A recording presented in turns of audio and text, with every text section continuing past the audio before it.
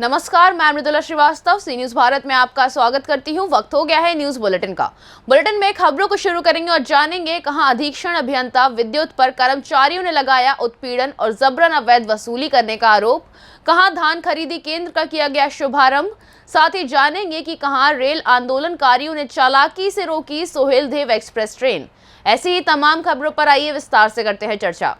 खबर बलिया से है, जहां विद्युत मजदूर पंचायत की स्थानीय इकाई के सदस्यों ने जबरदस्त प्रदर्शन करते हुए जिला अधिकारी कार्यालय पहुंचकर जिला प्रशासन को संबोधित ज्ञापन सौंपा। विद्युत कर्मचारी नेताओं का आरोप है कि अधीक्षण अभियंता आर.के. जैन ने तुगलकी फरमान जारी करके रामबाबू जय को निलंबित कर दिया है। उनकी वापसी पर तैनाती सुनिश्चित की जाए और संविदा कर्मियों के ईपीएफ का जल्द भुगतान किया जाए। विद्युत कर्मचारी नेता रामाशंकर पांडे ने आरोप लगाते हुए कहा कि 2 महीने की रेवेन्यू तैनाती ने निलंबित कर दिया है, जबकि डीएम को भी शुरू की तैनाती में वहां के भौगोलिक स्थिति जानने के लिए कुछ समय लगता है। ऐसे ही भूल प्रबंधन के तुगलकी फरमान ने प्रदेश में लगभग 25 जेईओ को निलंबित कर दिया है। जायज मांग के लिए कर्मचारियों द्वारा धरना दिया गया है और इसमें सभी घटक, पेंशनर से लेकर कार्यरत सभी घटक इसमें सहयोग दे रहे हैं और सहयोग कर रहे हैं। ऐसी स्थिति में मुख्यालय छोड़ के अधीक्षण अभियंता का जाना दूभर है। इसी बीच में 2 महीने की तैनाती एक राम बाबू राय हम लोगों के साथी थे, यही है, और उनको 2 महीने आतवार का चार्ज दिया गया, रेवन्यू में उनको निलंबित कर दिया गया। ऐसे प्रदेश में लगभग 25 जेई को निलंबित कर दिया गया है, जो 1 महीने की तैनाती पर राजस्व वसूली ढूंढ रहे हैं। यदि वसूली में कमी है तो अवैध धन की उगाही करना अधीक्षण अभियंता चाहे। इस स्तर पर हम लोग आ गए हैं कि ये तुरंत ईपीएफ निविदा कर्मियों का ईपीएफ ओपीएफ में भी घोटाला हुआ है, जिसकी मांग की गई है, और मांगने पर बताने पर वो बता नहीं रहे हैं, धीरे से यहाँ से भाग जा रहे हैं। क्या आपकी मांगे हैं? मांगे हमारी है कि राम बाबू राय को निलंबन वापस करो, निविदा के कर्मचारियों का जो बकाया है वो दो, उन सबों का ईपीएफ का हिसाब दो, और इसी हिसाब के डर से जो कंपनी संविदा को रखी है वो कंपनी से पैसा लेके तालमेल मिला के और अपनी गोटी फिट किए हैं। ऐसे में धरना आंदोलन ऐसी स्थिति में चल रहा है जो कि नहीं चलना चाहिए, लेकिन बाध्य होकर कर्मचारी और पेंशनर सभी लोग लगे हैं। जी, ये मानते हैं कि धन उगाही जबरदस्त चल रही है, एकदम चल रहा है। इसका कोई प्रमाण है? यदि ईपीएफ आपका कटा है तो ईपीएफ का हिसाब देने में उनको दिक्कत नहीं होना चाहिए। ये गुंडागर्दी कही जाए। हाँ, एकदम शक्ति भवन में थे, समीक्षक थे, समीक्षा के बाद यहाँ से आए हैं और जल्दी इनका रिटायरमेंट है। तानाशाही भी मानते हैं जी। एकदम धन उगाही आप जांच करा लीजिए, धन उगाही में कोई शंका नहीं है जी। तो अभी जेईओ से भी वसूली कर रहे हैं कि आपको निलंबित कर देंगे यदि राजस्व 2 महीने का जेई और 1 महीना जिसकी तैनाती हो, तो डीएम एसपी भी आते हैं तो भौगोलिक ज्ञान करते हैं। ये तो कंज्यूमर पर ही असर पड़ेगा जो धन उगाही की बात कर रहे हैं। नहीं, कंज्यूमर पर कैसे असर पड़ेगा? दूसरे पर असर पड़ रहा है। कंज्यूमर तो सस्पेंड नहीं ना हुआ, सस्पेंड कर दिए जेई को, और जेई के साथ एसडीओ भी दोषी है। जेई तो कंज्यूमर से ही न जुड़ा है जी, तो कंज्यूमर पर असर पड़ेगा। ये क्यों असर पड़ेगा? कंज्यूमर एकदम निर्दम है, निर्भीक है, इसलिए हम लोग लाइन काटने बंद करने का प्लान हम लोग नहीं बना रहे हैं। उनका दबाव है। हाँ, उनका अभी तो कोई कार्रवाई नहीं हुई है। कोई कार्रवाई नहीं। तो आगे क्या करेंगे आप लोग? आगे अब जो करना होगा, सबकी जो राय होगी, सर्वसम्मत की जो राय होगी, हर संगठन मिलकर। बलिया से सीनू संवाददाता राजू गुप्ता की रिपोर्ट। बुलंदशहर के धरपा गांव के अंडरपास में भरे गंदे पानी में उतरे सदर विधायक प्रदीप चौधरी। सदर विधायक प्रदीप चौधरी ने रालौद मुखिया जयंत चौधरी के भाजपा विधायकों को सांड बताने वाले बयान पर दिया जवाब। बोले सदर विधायक, भाजपा विधायक सांड की तरह नहीं घूमते, एक कार्यकर्ता के रूप में घूमते हैं, संगठन ही सेवा है के रूप में घूमते हैं। हर गरीब मजदूर बेसहारा के लिए घूमते हैं, तभी तो हम इस पानी में होकर निकल रहे हैं। अंडरपास में हुए जलभराव के कारण दर्जन भर से अधिक गांव के ग्रामीणों को करना पड़ रहा है कठिनाइयों का सामना। ग्रामीणों की समस्या देख खुद गंदे पानी में उतरे विधायक। साथ ही साथ सदर विधायक ने ग्रामीणों की समस्या को भी डीएम को फोन करके जानकारी दी। हम यहाँ से निकल कर एक कार्यकर्ता के यहाँ जन्मदिन में जा रहे थे, तो हमने देखा यहाँ 2-3 मोटरसाइकिल गिरी पड़ी थी पानी में।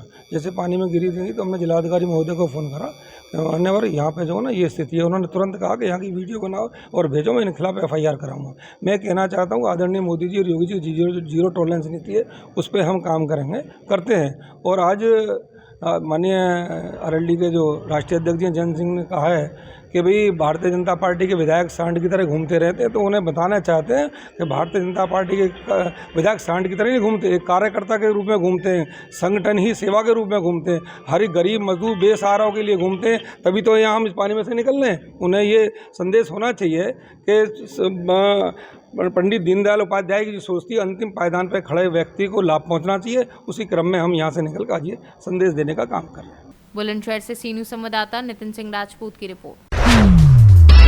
मलदा में धान खरीदी केंद्र का शुभारंभ किया गया। किसान सियाराम के 54 क्विंटल 85 किलो धान को तौलकर धान खरीदी प्रारंभ किया गया और मुख्य अतिथि सरपंच हरिशंकर वैभव, राजीव युवा मितान क्लब के अध्यक्ष राजेश खुंटे ने धान खरीदी प्रभारी धनंजय कश्यप, हरिशंकर वैभव ने कहा कि किसानों को अच्छी तरह से अपने धान को सुखाकर एवं साफ सुथरा करा लेना चाहिए ताकि खून पसीने की कमाई का वाजिब मूल्य मिल सके।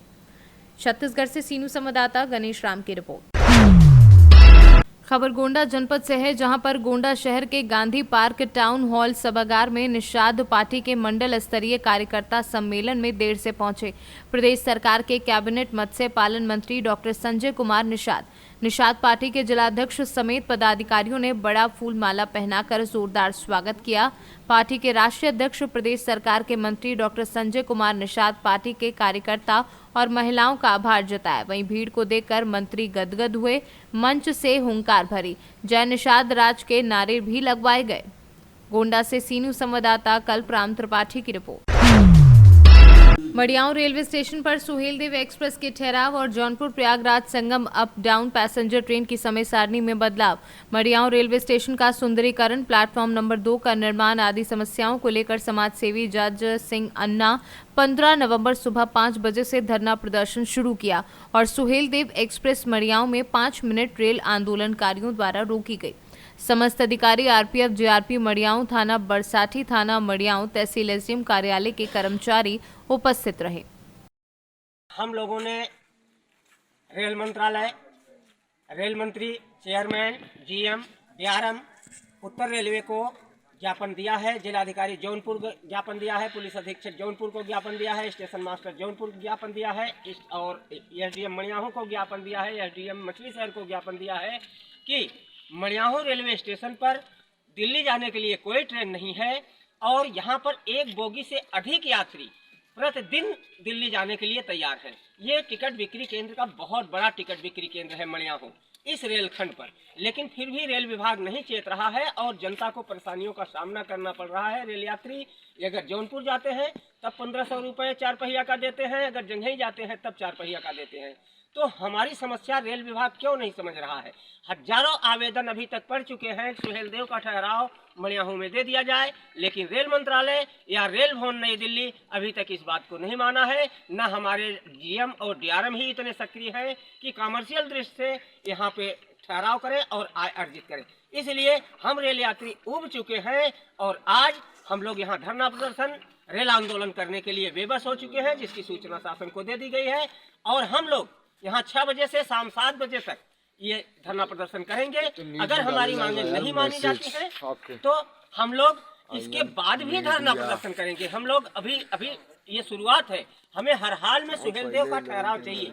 इसके बाद हम जो है प्रयागराज से जौनपुर से प्रयागराज संगम जाने वाली पैसेंजर ट्रेन कोरोना संकट काल के बाद सुबह 7 बजे से चलाई गई जौनपुर से, जो पहले 100 वर्षों तक 5:20 बजे या 5:30 बजे चलाई जाती थी और 9:30 बजे तक हम जौनपुर पहुंचते थे। अब हम इलाहाबाद 2 बजे तक पहुंचते हैं। इसलिए हम लोग जौनपुर प्रयागराज संगम पैसेंजर को जो कोरोना संकट काल के बाद 7 बजे चलाई गई है, हम लोग चाहते हैं, सभी रेल यात्री चाहते हैं उसको 5:20 बजे जौनपुर से चलाई जाए। इसके बाद ये गाड़ी जब इलाहाबाद जाती है तो इलाहाबाद से इतनी रात में छोड़ते हैं कि हम लोगों के हालत खराब हो जाते हैं और यहाँ से स्टेशन से 5 से 7 किलोमीटर जाने में, अपनी बहन बेटियों को ले जाने में हमको बड़ी दिक्कत का सामना करना पड़ता है, क्योंकि 12 बजे यहाँ मडियाहू पहुँचती है, 11 बजे 12 बजे। तो हम लोग चाहते हैं कि वहाँ 5:40 पर आप छोड़िए 1 घंटा पहले, इस समय 18:40 पे छोड़ रहे हैं, 18:45 में। हम लोग 17:40 बजे चाहते हैं कि प्रयागराज संगम से छोड़िए जौनपुर पहुँचे। 1 घंटे के बीच में जो 4 गाड़ियाँ हैं वो नहीं मिलेंगी और फट से आ जाएगी। तो और हमारे मड़ियाहू रेलवे स्टेशन का सौंदर्यीकरण किया जाए। क्योंकि ये सबसे बड़ा टिकट बिक्री केंद्र है, हमारा 4% कोटा क्या है। जौनपुर से सीनू संवाददाता मनोज गुप्ता की रिपोर्ट।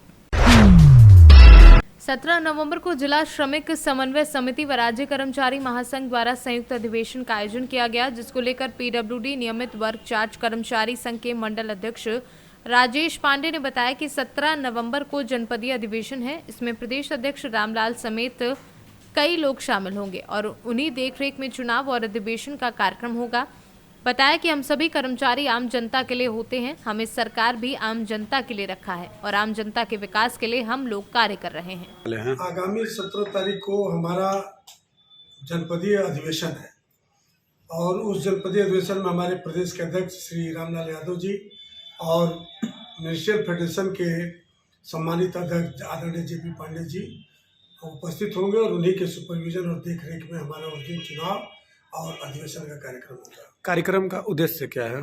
कार्यक्रम का उद्देश्य कर्मचारियों को जागरूक करना, वर्तमान परिवेश में कर्मचारियों की क्या समाज के प्रति भूमिका है, हमारा कर्तव्य क्या है, हमको किस हिसाब से अपने जीवन को और अच्छा बनाना है, सफल बनाना है, हमारे दायित्व क्या है और हमको क्या प्राप्त हो रहा है, इसके विषय में चर्चा करके रणनीति तैयार करना है। इस कार्यक्रम के माध्यम से आम जनता में क्या मैसेज देना चाहेंगे? इस कर्मचारी के माध्यम से आम जनता को यही बताना चाहेंगे कि भाई देखिए, हम कर्मचारी और आम जनता के लिए हम हैं, हमको सरकार ने भी आम जनता के लिए रखा है। तो इसके माध्यम से हम कहना चाहेंगे भाई आम जनता की भी अगर कोई शिकायत होगी, उनकी कोई समस्या होगी तो उसके विषय में हम सभी लोग सोचेंगे और उसके निस्तारण का प्रयास भी करेंगे और हम सभी लोग मिलकर के उसका निस्तारण भी करते हैं। मुख्य अतिथि इसमें कौन इस कार्यक्रम? मुख्य अतिथि श्री रामलाल यादव जी, प्रांतीय अध्यक्ष राज्य कर्मचारी महासंघ होंगे। बलिया से सीनू संवाददाता आनंद दुबे की रिपोर्ट। 14 नवंबर को संजीवनी कॉलेज ऑफ नर्सिंग तिरला में बाल दिवस पर सांस्कृतिक कार्यक्रम का आयोजन किया गया। कार्यक्रम की अध्यक्षता संजीवनी संस्था अध्यक्ष BR पाटीदार सर द्वारा की गई।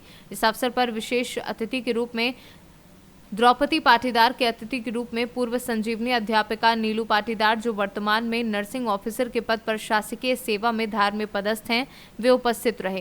कार्यक्रम की शुरुआत संस्था अध्यक्ष और पाटीदार सर और मैडम द्वारा सरस्वती के चरणों में दीप प्रज्वलन करके किया गया। कार्यक्रम में आकर्षक और रंगारंग सांस्कृतिक नृत्य, गीत, भाषण और विभिन्न प्रतियोगिताओं का आयोजन किया गया। आयोजित प्रतियोगिताओं में विजेता छात्रों को पुरस्कृत भी किया गया। धार से सीनू संवाददाता पंकज शर्मा की रिपोर्ट। रक्सौल के भरतमही गांव में ACT पारा मेडिकल कॉलेज एवं हॉस्पिटल लक्ष्मीपुर रक्सौल के द्वारा रक्सौल के वरीय सरकारी सेवानिवृत्त चिकित्सक डॉक्टर कमल प्रसाद के नेतृत्व में Arogya charitable trust hospital Lakshmipur Raxaul द्वारा फ्री स्वास्थ्य जांच कैंप लगाया गया। इस कैंप का मुख्य उद्देश्य शीतलहर में सॉलिन किलर, ब्लड प्रेशर और शुगर के मरीजों को जागरूक करने के साथ उनका फ्री में जांच कर लोगों को सही समय पर इसके रखरखाव और दवा के विषय में जानकारी देना था। मालूम हो कि ठंड के समय में ब्रेन हैमरेज, हार्ट अटैक, लकवा के मरीजों की संख्या बढ़ जाती है, जिसका मुख्य कारण ब्लड प्रेशर और मधुमेह की बीमारी है। यदि रोगी नियमित दवा ले और खान-पान और नियमित इसके नॉर्मल स्तर पर नजर बनाए रखे तो हम इस पे कंट्रोल पा सकते हैं। मुख्य उद्देश्य गरीब मरीजों का सेवा करना। ऐसे मरीज जो इलाज से वंचित रह जाते हैं पैसे के अभाव में, उनके लिए हम लोगों ने कैंप लगाया है। इस कैंप में हम लोग ब्लड शुगर का जाँच फ्री में करा रहे हैं। ECG हार्ट वाले रोगियों के लिए ECG का जाँच फ्री है। जो ECG बाहर में 300-400 रुपया से कम में नहीं होता है, उसको हम लोग बिल्कुल फ्री करा रहे हैं। और मरीज का हेल्थ चेकअप, जो भी सामान्य बीमारी है सभी मरीजों का हेल्थ चेकअप फ्री में कर रहे हैं। दवा जितना संभव हो सकता है हम लोग को दवा भी फ्री कर रहे हैं। ब्लड शुगर की जांच फ्री में हो रही है। हम लोग एक हेल्थ कार्ड बना रहे हैं अपने हॉस्पिटल का, जिसपे मरीज को 1 साल तक फीस नहीं लगेगा। जैसे OPD फीस जो होता है 200, 400, 500, वो मरीज का 1 साल तक उसके घर के किसी आदमी का फीस नहीं लगेगा जो मरीज बनवाना चाहता है। और दवा में चाहे जांच अगर बाहर से जो हम लोग करवाएंगे, अगर भर्ती होने की स्थिति में, तो उसको हम लोग 50% लेस कराएंगे। मोतिहारी से सीनू संवाददाता प्रतीक की रिपोर्ट। खबर एमपी के रतलाम से है, जहां रतलाम कलेक्टर नरेंद्र कुमार सूर्यवंशी ने मुख्यमंत्री हेल्पलाइन में लंबित शिकायतों के लिए समीक्षा में जिले के सभी राजस्व अधिकारियों को निर्देशित किया कि मंगलवार तक उनकी कुल 525 शिकायतों में से 350 शिकायतों का निराकरण अंतिम रूप से कर दिया जाए। वहीं कलेक्टर ने निर्देश भी दिए कि रेडिसिफिकेशन कार्य के तहत रतलाम शहर में निर्मित किए जाने वाले गोल्ड पार्क के लिए चिन्हित भूमि से अतिक्रमण हटाने की कार्यवाही शहर तहसीलदार तत्काल करे। बैठक में सीओ जिला पंचायत जमुना भिड़े और जिला स्तरीय अधिकारी उपस्थित थे। वहीं कलेक्टर नरेंद्र कुमार सूर्यवंशी ने कहा कि मुख्यमंत्री हेल्पलाइन में ऊर्जा विभाग की ज्यादा शिकायतें हैं, उन शिकायतों पर भी तत्काल निराकरण के निर्देश दिए। कई विभागों की शिकायतों की समीक्षा के दौरान कलेक्टर ने स्पष्ट कहा कि यदि संभागीय अधिकारियों द्वारा सीएम हेल्पलाइन निपटारे में देरी की जाती है तो उनके विरुद्ध भी शासन को पत्र लिखा जाएगा और उनको समय सीमा पत्रों की समीक्षा बैठक में बुलाया जाएगा। रतलाम से सी न्यूज संवाददाता हुसैन खान की रिपोर्ट। फिलहाल के लिए इस न्यूज बुलेटिन में बस इतना ही। देश और दुनिया की तमाम खबरों को जानने के लिए देखते रहिए सी न्यूज भारत। हर खबर आपके साथ, आपके हाथ।